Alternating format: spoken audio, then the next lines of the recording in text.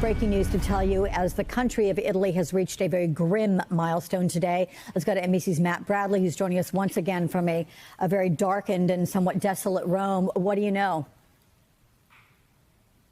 Yeah, we just heard now that Italy's death toll has now topped 10,000. Now we have more than nearly 900 dead just today here in Italy. And yesterday it was a very, very grim milestone. It was the largest number of deaths in one day, nearly 1,000 deaths in one day. That's the largest for any country in a single day anywhere in the world since this whole thing started. So, you know, this is a country that is, we have to remember, much, much smaller than China, much, much smaller than the United States, and still it is being ravaged by this disease. The flattening the curve that we keep talking about.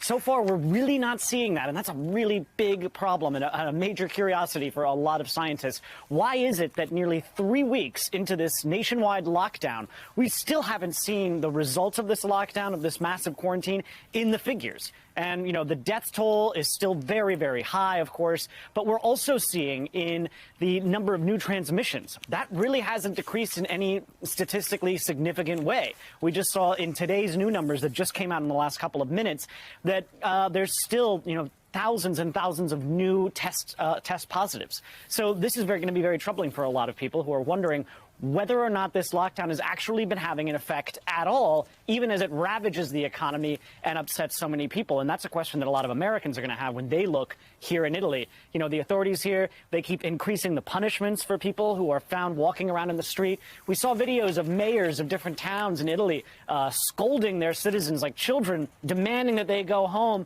You know, this is something that is really going to start crashing onto American shores as the numbers in America start to rise and authorities start to scratch their heads and wonder how they're going to deal with it. Alex? Yeah. Okay. Matt Bradley there from Rome. Thank you for that.